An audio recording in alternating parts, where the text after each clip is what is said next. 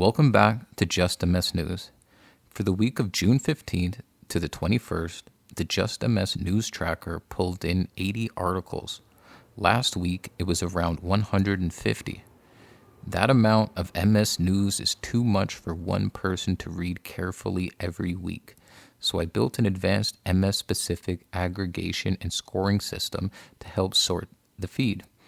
It ranks stories based on things like MS relevance, source quality, patient impact, research value, treatment importance, accessibility, and whether the story actually adds something useful. This week, that process narrowed the review list down to about 20 stronger candidates. I then personally reviewed that shortlist and selected 9 stories for this release. Today we're covering hidden symptoms, brain atrophy, cognitive testing, accessible travel, progression research, PFAS exposure, vaccine safety, mobility technology, and early repair-focused stem cell research. Now on to our first story. UB research targets hidden symptoms of multiple sclerosis. Source, University at Buffalo. UB Now. Author, Dana D. Orlando. We're starting with something a lot of you will recognize. A University at Buffalo article this week focused on the hidden symptoms of MS, the cognitive ones, memory problems, trouble concentrating, mood changes, and of course, fatigue.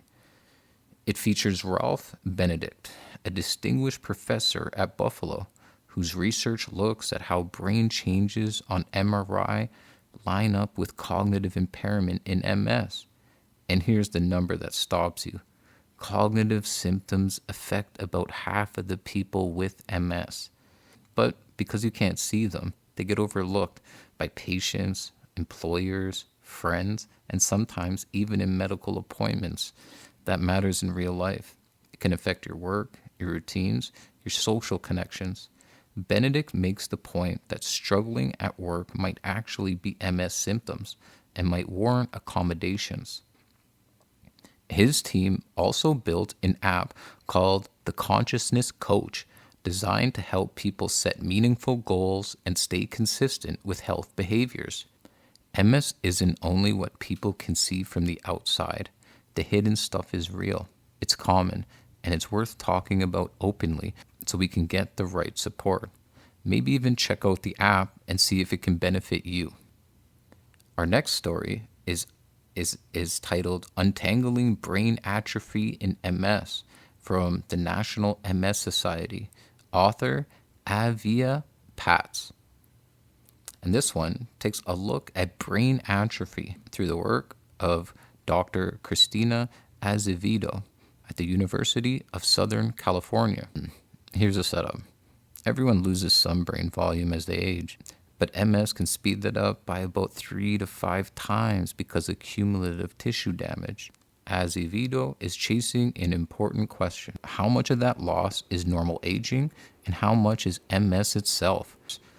That distinction matters because the MS-driven part is where future treatments might aim. Her work found that atrophy doesn't happen the same way everywhere in the brain. In some regions, especially younger people, the loss looks more tied to MS. She's also studying how white matter lesions affect connected gray matter, and interestingly, some gray matter damage seems to happen independently of visible lesions. To dig deeper, she's using an advanced CT MRI to spot deep gray matter lesions and iron buildup that standard scans can miss. The bigger point, today's disease-modifying therapies are great at reducing white matter lesions, but they don't directly target the process behind tissue loss, especially in progressive MS. This is why research is looking beyond relapses and lesions toward neurodegeneration itself. Next, our story is titled, Can Cognitive Tests Predict Daily Life with MS? The answer is yes, but not perfectly. Source is ZME Science, and the author is Alexandra Gira. And this story connects to our first two. But we usually talk about MS in terms of walking, balance, numbness, weakness. But cognition gets hit too, somewhere between 43 and 70% of people with MS.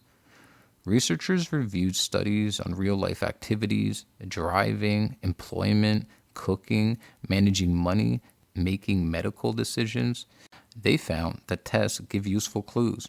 Slower processing speed and visuospatial problems were linked to driving difficulties. Processing speed and memory connected to work outcomes, job loss, demotion, early retirement.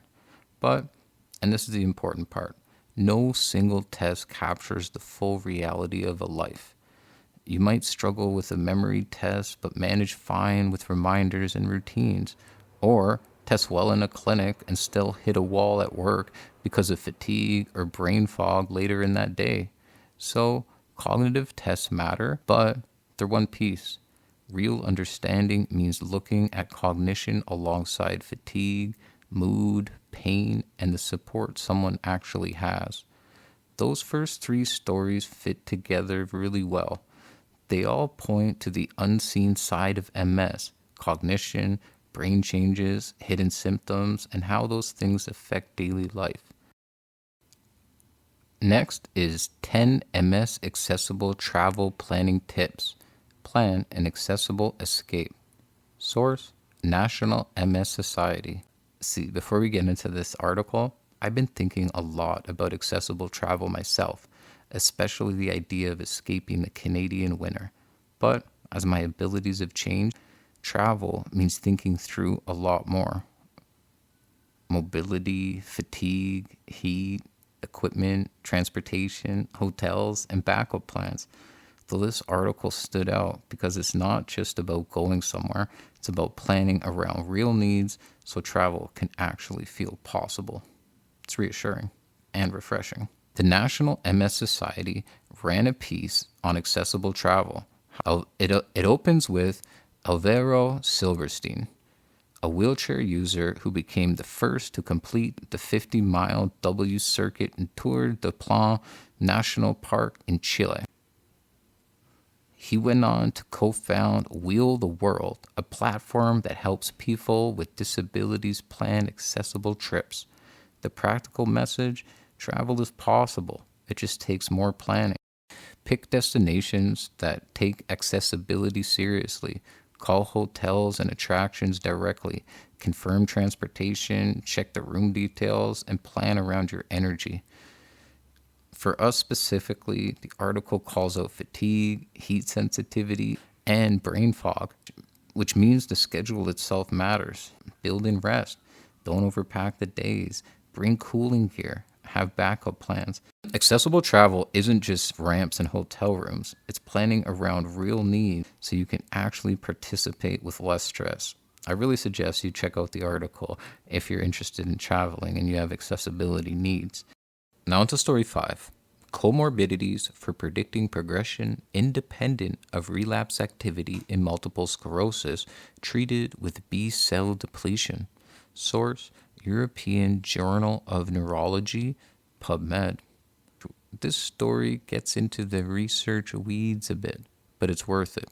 It's about PIRA, progression independent of relapse activity. In plain terms, disability that worsens even without relapses, and that matters because a lot of people progress even when the obvious inflammation is under control. The study followed 2,837 people with relapsing remitting MS who started rituximab.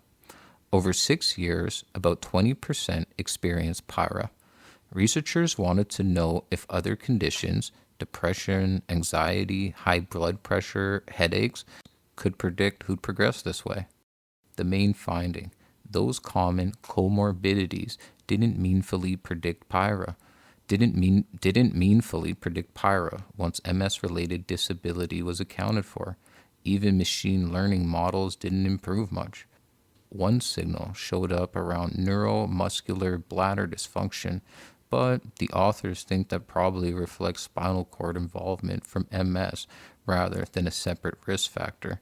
Bottom line, PIRA is still hard to predict, and common comorbidities alone don't explain why some people worsen without relapses. Now, This next story brought to you by US Right to Know.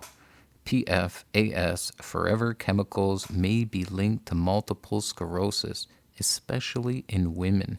The author is Pamela Ferdinand. A new study is looking at whether PFAS, the so-called forever chemicals, might be linked to MS. These are long-lasting chemicals found in no-stick cookware, food packaging, stain-resistant fabrics, firefighting foams, and contaminated drinking water. Researchers looked at blood samples from 439 people in the U.S. They found higher combined PFAS exposure was associated with greater odds of having MS, especially among women. One chemical, PFHXS, showed the strongest and most consistent link. Women with MS had higher PFHXS levels than healthy women and women with related conditions like MOGAD and NMOSD.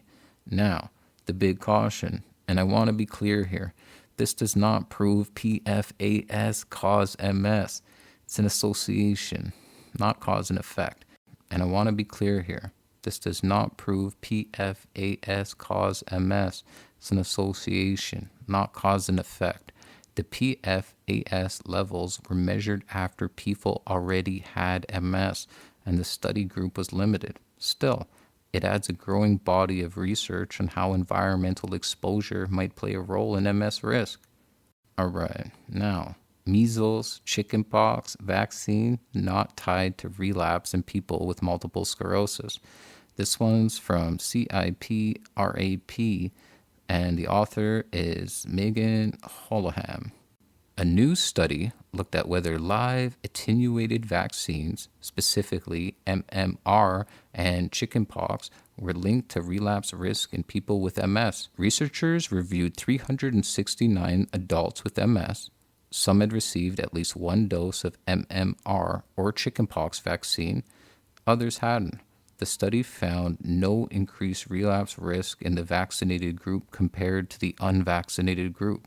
The takeaway here is fairly simple. When these vaccines are medically indicated, this offers some reassurance for people with MS and their clinicians.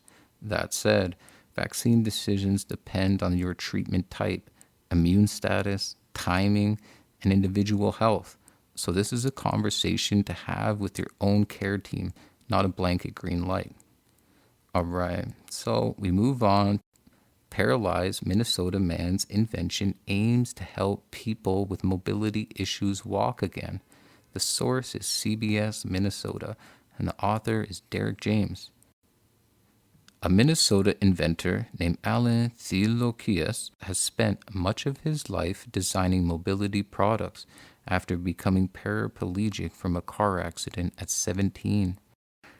The article shares the story of Janice Binstock, who lost the use of her legs earlier this year. After trying the WalkPort, she said she could walk without having to focus so hard on balance. According to the story, she's now walking again without assistance. This isn't an MS-specific treatment, but it touches on something a lot of us understand: the value of mobility, access to rehab tools, and the hope that comes from equipment designed by someone with lived experience. I know it'd be great to hear about the MS community's response to this particular device.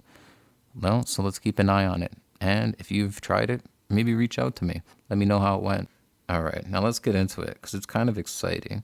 A biotech company called NewcelX announced peer-reviewed research on AstroRx, a stem cell-derived astrocyte therapy in experimental models of MS and other demyelinating diseases. The reported findings suggest AstroRx may support repair-related processes, clearing myelin debris, helping regulate immune activity, and supporting cells involved in myelin repair.